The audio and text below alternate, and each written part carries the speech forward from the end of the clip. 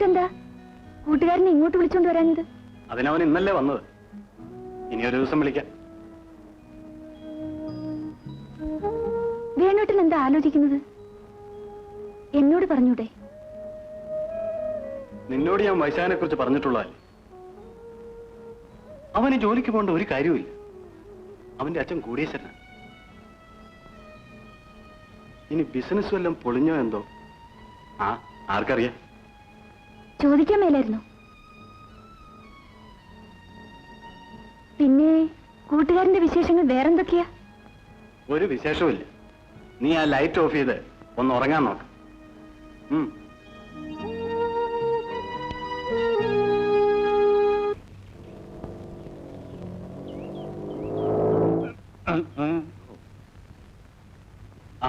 ഇതാണ് വീടിന്റെ ഉടമസ്ഥൻ കരുണാകരൻ പിള്ള. വെൽക്കം. കോളേജിൽ ലെക്ചറാണെന്ന് അറിഞ്ഞപ്പോ സമാധാനമായി.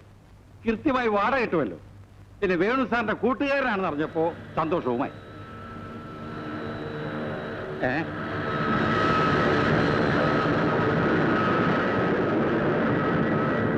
എന്റെ വീടിന്റെ മുകളിൽ കൂടെയാ പ്ലെയിൻ വരുന്നതും പോകുന്നതും. തൊട്ടു പുറയില പ്ലേയിങ് ഗ്രൗണ്ട്. പിള്ള എന്താ പറഞ്ഞത്? Plane plane. അപ്പോ പറ്റന്റെ ഇടയിൽ തന്നെ ആയിക്കോട്ടെ. ആലോചിച്ച് കഴിഞ്ഞു? ഓ, അതിലൊന്നും വിശ്വാസമില്ലായിരിക്കും. അടുത്ത വീട്ടിലെ മേനോൻ സാറ് ബാങ്ക് മാനേജർ, നല്ല മനുഷ്യന്.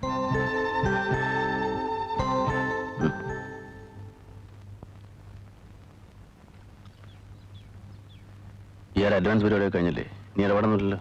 അതൊക്കെ എപ്പോഴേ കഴിഞ്ഞു. എന്നാ പറഞ്ഞു വിട്, വല്ലാതെ ബോറടിക്കുന്നു. എന്നാ ശരി, കാണാം. അപ്പൊ സാറേ നമുക്ക് പോവാം. പിള്ളേ അങ്ങ് നടന്നു വെക്കും. നമുക്ക് പിന്നെ കാണാം.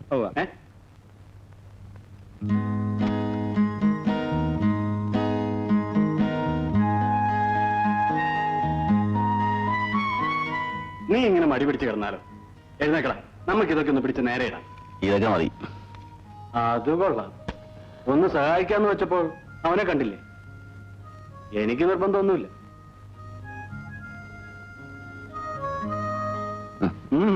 എന്ത് പറ്റി? ഇന്നലത്തെ കെട്ടുവിട്ടില്ലേ? രാവിലെ തന്നെ ഒരു സോപ്പർ ഡോസ് അടിച്ചല്ലോ. പിന്നെന്താ? എഴുന്നേക്കടാ.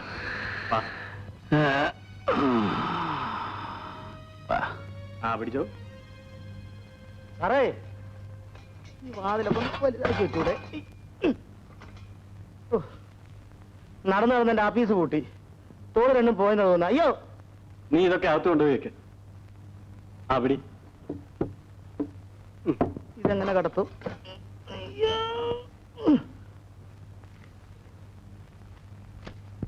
ഇരുന്നോ.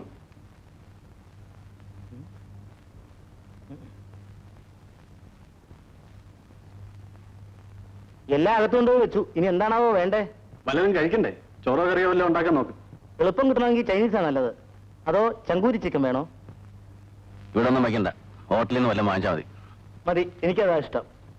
നീ പോയി വല്ലതും വാങ്ങിച്ചോണ്ട് വാ. രണ്ടുപേർക്ക് മതി. അപ്പൊ കുട്ടനോ? നിനക്കും കൂടിയാ പറഞ്ഞത്. ഞാൻ വീട്ടിൽ പോവാ. വേഗം വേണം. ഇവൻ ഏതാടാ? നല്ലവനാ.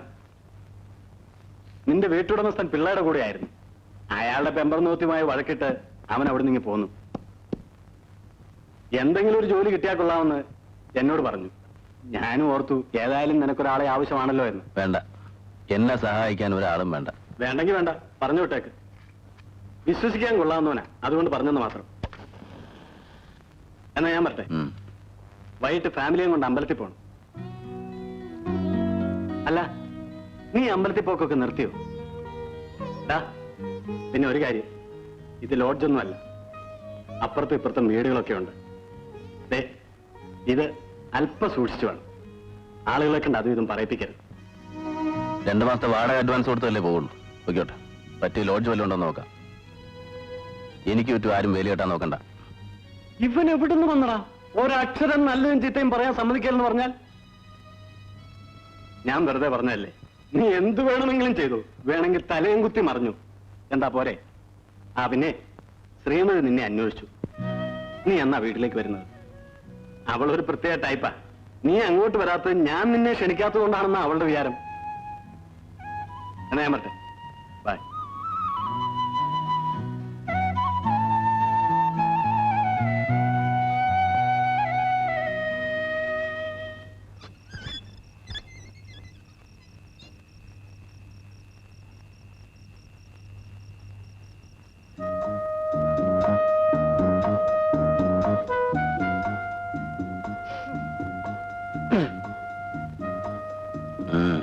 എന്താ കറി, ചോറ്.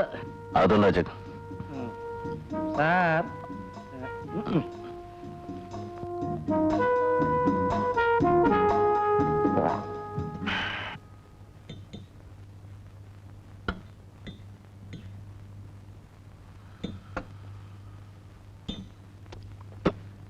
എന്താണ് ഇത്? ഇവിടെ തിന്നായിരിക്കണം പട്ടിയെ പൂച്ചാണെന്ന് വിചാരിച്ചോ? സാറേ, ഇത് ഉസ്മാനിയ ഹോട്ടലിൽ നിന്ന് വാങ്ങിച്ചതാ. വലിയ ഹോട്ടലാ. അല്ലേ ഹോട്ടല്? ഒരു വാഴ വായി വെക്കാൻ കൊള്ളില്ല. അല്ല സാർ, ദേ ഈ കറി ഒന്ന് കഴിച്ചു നോക്കും. ഒന്ന് കഴിച്ചു നോക്കും. എന്താണെന്നറിയാം.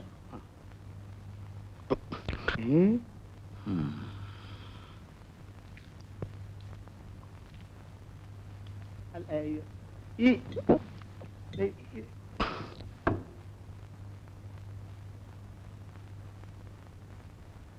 ചാരായം കുടിച്ചിട്ടാ എന്ത് കഴിച്ചാലും ഒരു സ്വാദില്ലാത്തത്.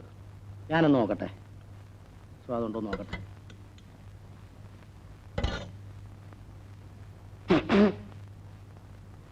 ശരിയാ, ഹോട്ടൽ ഉസ്മാനിയ. ഇത് ഉസ്മാനിയ. കഴിഞ്ഞ ആഴ്ച ഉണ്ടാക്കിയതാ.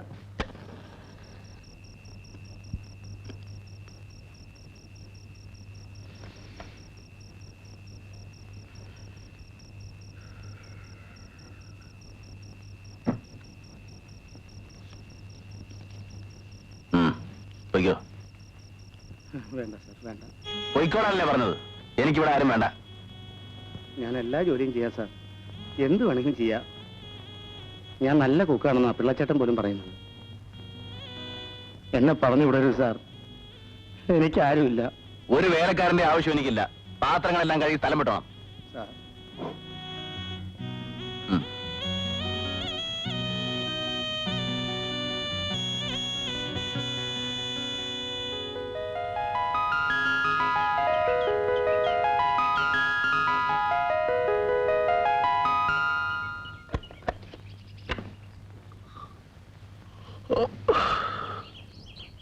നീ പോയില്ലേ? നിന്നോട് തന്നെ പോകാൻ പറഞ്ഞല്ലേ? ഞാൻ പോയില്ല. അതെന്താ പോവാഞ്ഞ? സാർ ഇന്നലെ രാത്രി പറഞ്ഞതല്ലേ, രാവിലെ മനസ്സ് മാറിയെങ്കിലോ. അതുകൊണ്ട് വേണു സാറ് പറഞ്ഞു. പിന്നെ പിന്നെ സാർ ആദ്യം ദേഷ്യപ്പെട്ടാലും പിന്നെ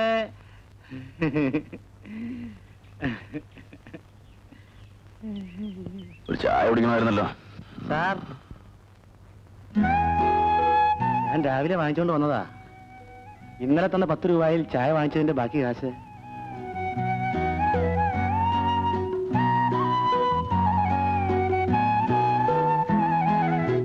സാർ, കാലത്ത് എന്താ ഉണ്ടാക്കേണ്ടത്?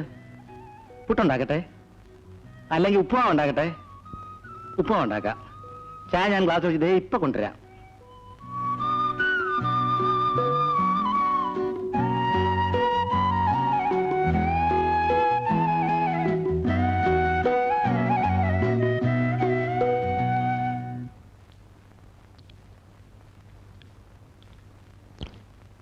നീ ഇവിടെ തന്നെ നിൽക്കാൻ തീരുമാനിച്ചോ? സാർ ഇവിടുന്ന് പോകാൻ പറഞ്ഞാലും ഞാൻ പോവില്ല. ഞാൻ ചിലപ്പോ വായി തോന്നിയൊക്കെ വിളിച്ച് പറയും. അതൊക്കെ കേൾക്കാൻ തയ്യാറാണോ? നീ ചാരായം കുടിക്കോ? എനിക്കതിനുള്ള പ്രായമൊന്നും ആയിട്ടില്ല. ഞാൻ ഇപ്പോഴും ചിന്ന പയ്യനാണെന്നാ പിള്ളച്ചേന്റെ ഭാര്യ പൊള്ളാച്ചി പറയുന്നത്. നിനക്ക് ഇവിടുത്തെ ചാരായ ഷാപ്പ് എവിടാണെന്ന് അറിയാമോ? അറിയാവോന്ന്? അറിയാം. അത് നമ്മുടെ അത് ചന്ത. ഞാൻ വൈകുന്നേരം വരുമ്പോ ഒരു കുപ്പി ചാരായം വാങ്ങിച്ചു വെച്ചേക്കണം. മേശയിലുണ്ട് പൈസ. സാറേ, എന്താടാ? ചാരായം കുടിക്കുന്നത് ചീത്തയാണെന്നാ മാതൃഭൂമി പേപ്പറിൽ എഴുതിയിരിക്കുന്നത്. പറഞ്ഞാൽ അങ്ങോട്ട് കേട്ടാ മതി, ഇങ്ങോട്ടൊന്നും പറയണ്ട. സൗകര്യമില്ല, ഇപ്പൊ തന്നെ സ്ഥലം വിട്ടോ.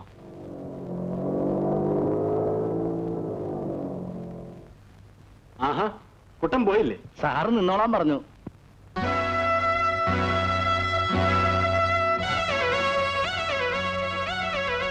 ഇവരാണോ ഈ വീട്ടിൽ താമസിക്കുന്നത്?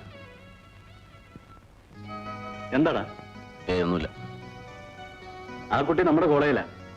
പേര് മായ, MA ഫൈനൽ ഇയർ. നല്ല കലാകാരിയാ. പെയിന്റിങ്, കവിത, പാട്ട്, അങ്ങനെ എല്ലാ അസുഖങ്ങളും ഉണ്ട്. സാറേ വൈകിട്ട് നേരത്തെ വരണേ, കുട്ടൻ ഒറ്റയ്ക്കാ. അത് വേണു സാറല്ലേ? എന്റെ കോളേജിലെ PD. ഈ റാസ്കലാണോ ഈ വീട് എടുത്തിരിക്കുന്നത്? ആശമായല്ലോ, ഇനി തമ്മിൽ തല്ലാനുള്ള നേരം കാണും. എന്തിന്? നീ നിന്റെ പാട് നോക്കിയിരുന്നാ മതി. പിന്നെ അയാളുടെ മെക്കിട്ട് കയറാൻ വന്നാൽ അപ്പൊ നോക്കാം. ഇതിലും ഭേദം മാസം തന്നെയായിരുന്നു. ഞാൻ ആ കർണാരമുള്ളതെന്ന് കാണട്ടെ. നീ ഒന്നും പറയാൻ പോണ്ട, പിള്ളയുടെ ഡാഡി പറഞ്ഞോളൂ.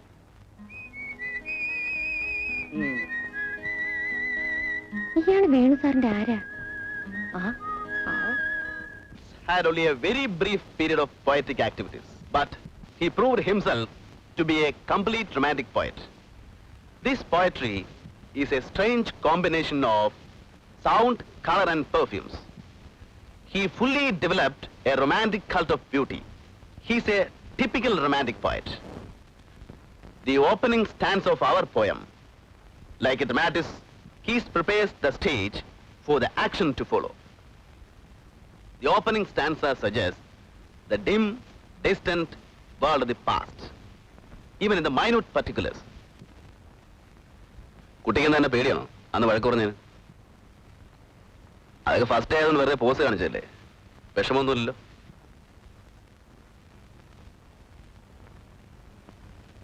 എന്താടോ ഒന്നും ഒരുപ്പില്ലേ?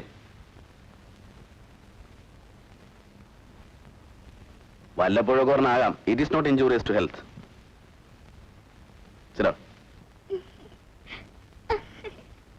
എനിക്കൊന്നും വേണ്ട. Both of you stand up. Get out. I said both of you get out.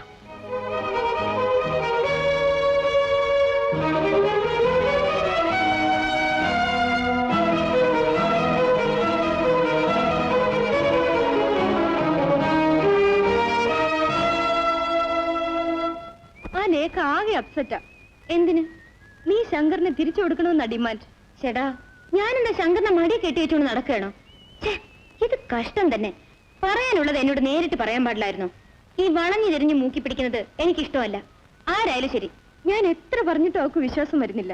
ആര് വിശ്വസിച്ചാലും ഇല്ലെങ്കിലും എനിക്കൊരു ചുക്കുമില്ല. ആ, പ്രീ ഡിഗ്രി സ്റ്റുഡൻസ് പറയുന്നത് കേട്ടു, പുതിയ ലെക്ചറുടെ ഇംഗ്ലീഷ് ക്ലാസ് വളരെ ഇൻട്രസ്റ്റിംഗ് ആണെന്ന്.